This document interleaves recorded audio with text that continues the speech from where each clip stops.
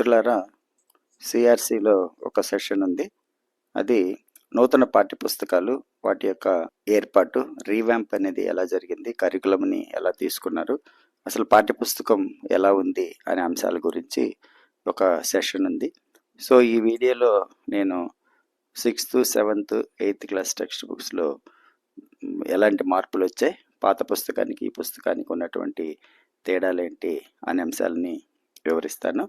So దీన్ని మీరు ఓపిక్గా విని ఇందులో అంశాలను గ్రహించి మీ టీచర్స్తో కూడా చర్చిస్తారని ఆశిస్తున్నాను. అందుకోసం ఈ వీడియోని షేర్ చేసి మరింత మందికి రీచ్ అయ్యేలాగా చేయండి. ఈ ఏడాది మనకి 6th, 7th, 8th class text books మారాయి. నూతన పాఠ్యపుస్తకాలు అనేటివి ఎందువల్ల మార్చాల్సి వచ్చింది, గతంలో ఉన్నటువంటి లోటుపాట్లని ఎలా సరిదిద్దుకున్నారు, అసలు దీంట్లో ఉన్నటువంటి థీమ్ ఏంటి, అసలు పెడగాజికల్గా ఏంటి జరిగింది అనేది చూద్దాం. సో ఎన్ఈపి 2020 అనేది నూతన విద్యా విధానము, మనకందరికీ తెలుసు. అందులో అనేక మార్పులు తీసుకొని వచ్చింది.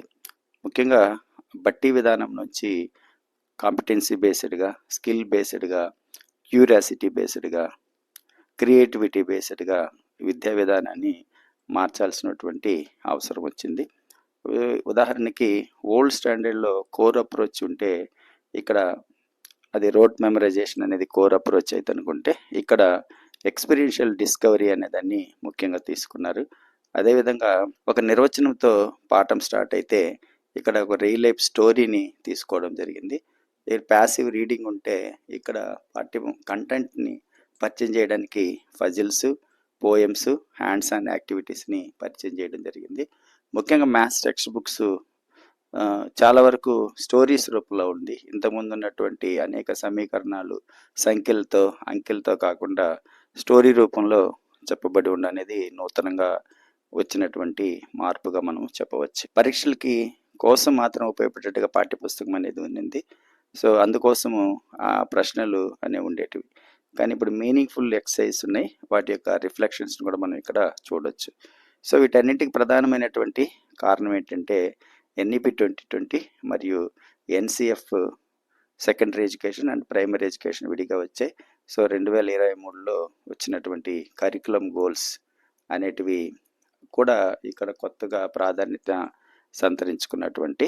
సో ఈ మూడు చూద్దాం ఒకసారి. ఎన్ఈపి 2020, ఎన్సిఎఫ్ సెకండరీ ఎడ్యుకేషన్ 2023, అలాగే కరికులర్ గోల్స్ అనేదాన్ని కూడా మనము ఇక్కడ చూడొచ్చు. సో ఎన్ఈపి 2020లో హోలిస్టిక్ అండ్ మల్టీడిసిప్లినరీ లెర్నింగ్ అనేది ఉంది, ఇది మనకి తెలుసు. అదేవిధంగా ఎన్సిఎఫ్ వచ్చి learning through enquiry and experienced learning అనే దానికి ఇంపార్టెన్స్ ఇచ్చి ఈ కరికులంని ఫ్రేమ్వర్క్ని తీసుకొచ్చారు. అదే కరికులర్ గోల్స్లో ముఖ్యమైనది కాంపిటెన్సీ బేస్డ్ అనే లెర్నింగ్ అనే దాన్ని ముఖ్యమైనదిగా తీసుకోవడము, కాన్సెప్చువల్ అండర్స్టాండింగ్ ప్రాక్టీస్ చేసి సో దాంట్లోంచి ఒక స్కిల్ని సంపాదించడం అనే దాన్ని మనం కాంపిటెన్సీ అంటున్నాం. అంటే concept plus skill equal to competency అనేది బాగా గుర్తుపెట్టుకోండి. అంటే సపోజ్ విద్యుత్ స్విచ్ గురించి మనం పాఠం చెప్పామనుకుంటే, సో విద్యుత్ స్విచ్లో ఏం పదార్థంతో తయారైంది, అది ఎలా పనిచేస్తుంది అనే అంశాలతో పాటు విద్యార్థి ఆ పరికరాలను యూజ్ చేసి ఒక స్విచ్ని తయారు చేస్తే అతనిలో ఆ హ్యాండ్స్ ఆన్ స్కిల్ అనేది వస్తుంది. అప్పుడు దాన్ని మనం కాంపిటెన్సీగా తీసుకుంటాం. So 6th class text book తీసుకుంటే ముఖ్యంగా సైన్స్ గురించి నేను ఇక్కడ చెప్పడం జరుగుతుంది. సో ఇందులో స్పెషల్ ఫీచర్స్ ఇలా ఉన్నాయి. Chapter begin with a real story, ఒక లైఫ్ స్టోరీని తీసుకొని చాప్టర్ బిగిన్ అవుతుంది. ఇంట్రెస్టింగ్ యాక్టివిటీస్ అనేటివి ఇందులో పొందుపరిచారు. క్యూరియాసిటీ బేస్డ్ క్వశ్చన్స్ ఉన్నాయి, అంటే ఆసక్తికరమైనటువంటి ఒక అంశాన్ని బేస్ చేసుకొని ప్రశ్నలు ఇవ్వడం జరిగింది. అలాగే డూ యూ నో ఉంది, మోర్ టు నో ఉంది, మోర్ టు డూ ఉంది. అంటే ఈ మూడు విభిన్నమైనవి. ఇంతకుముందు డూ యూ నో ఉండేది ఇంతకుముందు పుస్తకాల్లో కూడా, ఇప్పుడు మోర్ టు నో అంటే కొంచెం మెరుగైనటువంటి విద్యార్థులకి, మరింత తెలుసుకోవాలని విద్యార్థులకి మోర్ టు నో అనే దాన్ని తీసుకొని రావడం జరిగింది. అదేవిధంగా more to do, keywords, puzzles, అలాగే think over it, know a scientist, అలాగే అసెస్మెంట్ ఎక్సర్సైజెస్ అని మనకి ముఖ్యమైనటువంటి ప్రశ్నలను ఇందులో ఇవ్వడం జరిగింది. సో వాస్తవానికి ఈ టెక్స్ట్ బుక్ యొక్క బ్లూ ప్రింట్ని తీసుకుంటే ఎంగేజింగ్ కంటెంట్, అలాగే meaningful learning, real life connections, thinking and creativity, learning further అనేది ఈ క్యూరియాసిటీలో ఉన్నటువంటి 5 అంశాలుగా మనము గుర్తించవచ్చు. సో ఇది 6th class science text book. So అంటే నేను యాక్చువల్గా ఇది ఎన్సీఆర్టీ టెక్స్ట్ బుక్స్ని తీసుకున్నాను. మనకైతే ఇక 2 సెమిస్టర్లకి ఉన్నాయి కదా. సో ఇందులో సైన్స్లో 12 లెసన్స్ ఉన్నాయి. మనకి ఏపీ స్టేట్ టెక్స్ట్ బుక్లో అయితే మనకి రెడీనెస్ని కూడా పొందుపరచడము జరిగింది. సో ఇందులో ముఖ్యంగా రెడీనెస్ అనేది చాలా ఇంపార్టెంట్ టాస్క్గా మనం తీసుకోవచ్చు. అంటే విద్యార్థి వేసవి సెలవుల తర్వాత పాఠశాలకి వచ్చిన తర్వాత అతను ఎంతవరకు ఉన్నాడు, లైక్ ఏ డయాగ్నోస్ టెస్ట్ అంటాం దీన్ని, అలాగా రెడీనెస్ అనేది ఉపయోగపడుతుంది. సో ఇందులో ఉన్నటువంటి ప్రత్యేకతలో లెర్నింగ్ అవుట్కమ్స్ అనేటివి ముఖ్యమైనవి. ఒక కాన్సెప్ట్ నేర్చుకున్న తర్వాత విద్యార్థిలో ఎలాంటి సామర్థ్యాలు అనేటివి వచ్చాయి, ఫలితాలు ఎలాగ ఉన్నాయి అతనిలో అని చెప్పడము లెర్నింగ్ అవుట్కమ్స్. సో వాటిని బేస్ చేసుకొని ఇప్పుడు ఈ ఏడాది అంతా కూడా, అంటే ఈ విద్యా సంవత్సరంలో లెర్నింగ్ అవుట్కమ్స్ని ఎంతవరకు సాధించామనే దానిపైన మనకి అసెస్మెంట్స్ అన్ని కూడా ప్యాసివ్ రీడింగ్ నుంచి యాక్టివ్ డిస్కవరీ వరకు ట్రాన్స్ఫార్మింగ్ అనేది ఇక్కడ మనకి చూడవచ్చు. అందులో real life connections, engaging content అనే దాన్ని ముఖ్యంగా ఇక్కడ తీసుకోవడం జరిగింది.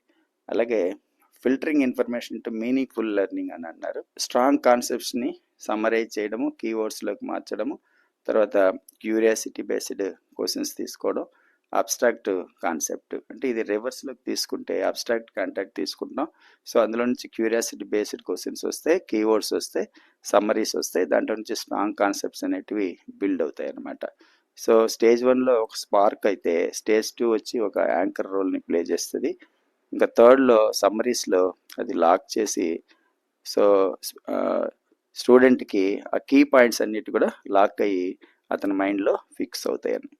అదేవిధంగా సో సిలబస్లో బౌండరీస్ని ఇలాగా డివైడ్ చేసి నేర్పించడం జరిగింది.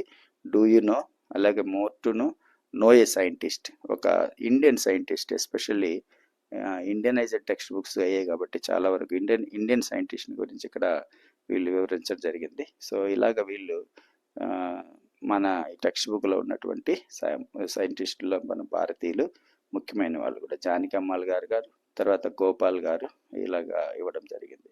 ముఖ్యంగా ఇందులో అసెస్మెంట్ను కూడా చాలా వరకు మాడిఫై చేశారు. థింక్ ఓవర్ ఇట్ అని అసెస్మెంట్ ఎక్సర్సైజ్ ఇవ్వడం జరిగింది. మోర్ టు డూ అనేది ఇచ్చారు. అలాగే ఇందులో కీవర్డ్స్, సమ్మరీస్ కూడా చాలా ముఖ్యమైన రోల్ని ప్లే చేస్తాయి. సో పాఠం మొదట్లో ఇచ్చేటువంటి కీవర్డ్స్, పాఠం చివరిలో వచ్చేటువంటి సమ్మరీస్ చాలా ముఖ్యమైనటివి. సో ఇక్కడ మీరు కొన్ని కీవర్డ్స్ని మనం చూడొచ్చు. అడాప్టేషన్ ఇలాగా కీవర్డ్స్ని ఇవ్వడం జరిగింది. దాంట్లో నుంచి సమ్మరైజ్ చేసినటువంటి పాయింట్ వైజ్ కూడా ఇవ్వడము జరిగింది. అలాగే assessment exercise, let's answer learning further అని 3 అంశాలుగా అసెస్మెంట్ని కూడా డివైడ్ చేయడం జరిగింది. లెర్నింగ్ ఫర్దర్లో చాలా రకాలైనటువంటి కృత్యాలు, ప్రాజెక్ట్ వర్క్స్ నూతనంగా విద్యార్థులు ఏం చేయొచ్చు అని ఆలోచించి ఇవ్వడం జరిగింది. ఇక్కడ వాటిని నేను మోడల్లోకి ఇచ్చాను. So learning let us enhance hour learning అని, లెర్నింగ్ ఫర్దర్ అని. అదేవిధంగా ఇది 6th క్లాస్ టెక్స్ట్ బుక్లో ఉన్నటువంటి నూతనటువంటి కాన్సెప్ట్స్. సో కొంచెం 7th క్లాస్కి 6th క్లాస్కి కొంత తేడా ఉంది. అలాగే 7th క్లాస్కి కూడా ఈ కొత్త అంశాలని మనకి యాడ్ చేయడం జరిగింది. సో అందులో ఉన్నటువంటి పాఠ్యాంశాలు 12 పాఠ్యాంశాలు ఉన్నాయి. సో వాటిని కూడా మీరు ఇక్కడ కంటెంట్ పేజీలో చూసుకోవచ్చు. అదేవిధంగా 8th క్లాస్ సంబంధించేటప్పటికి టెక్స్ట్ బుక్ ఫిజిక్స్, బయాలజీ కలిసి ఒకే టెక్స్ట్ బుక్గా సెమ్ 1కి సెమ్ 2కి విడివిడిగా వస్తుంది. సో అంటే సైన్స్ని ఇక్కడ ఒక్కటేగా పరిగణించడం జరిగింది. ఉపాధ్యాయులు ఇద్దరు ఉన్నప్పటికీ కూడా సైన్స్ అనేది ఒక్కటే, అది క్యూరియాసిటీ లెవెల్ని పెంచుతుంది, అందుకోసం ఉపయోగించేటువంటి పుస్తకంగా మనం భావించాల్సి వస్తుంది. ఇందులో ఎస్పెషల్లీ హ్యాండ్స్ ఆన్ యాక్టివిటీని, ఎక్స్పెరిమెంట్స్ని, రిఫ్లెక్టివ్ క్వశ్చన్స్ని కూడా యాడ్ చేయడం జరిగింది. అలాగే ఒక శాస్త్రవేత్త అవ్వాలన్నప్పుడు నువ్వు ఎలా ఆలోచించాలి, ఇలాంటి అంశాలను కూడా ఈ పాఠాల్లో ఇవ్వడం జరిగింది. సో ఈ విధంగా పాఠ్యపుస్తకము నూతన విద్యా విధానానికి అనుగుణంగా రాయబడింది. అలాగే ఇందులో వాడినటువంటి లాంగ్వేజ్ కానీ, వాడిన చిత్రాలు కానీ, అదేవిధంగా కీవర్డ్స్ కానీ అన్నీ కూడా వర్నాక్యులర్ లాగా ఉన్నాయి. మనం ఏదైతే మన సాంప్రదాయం ఉందో, మన వ్యవహారికం ఉందో, సో మీరందరూ కూడా పాఠ్యపుస్తకం ఆల్రెడీ సరిగ్గా చెప్తుంటారు, పిల్లలకి బోధిస్తూ కూడా ఉన్నారు. సో కాబట్టి దీనిపైన మీకు ఎలాంటి ప్రశ్నలు ఉన్నా, సందేహాలు ఉన్నప్పటికీ కూడా కామెంట్ సెక్షన్లో మీరు ఇస్తారని కోరుకుంటున్నాను. So thank you very much. Thank you for listening.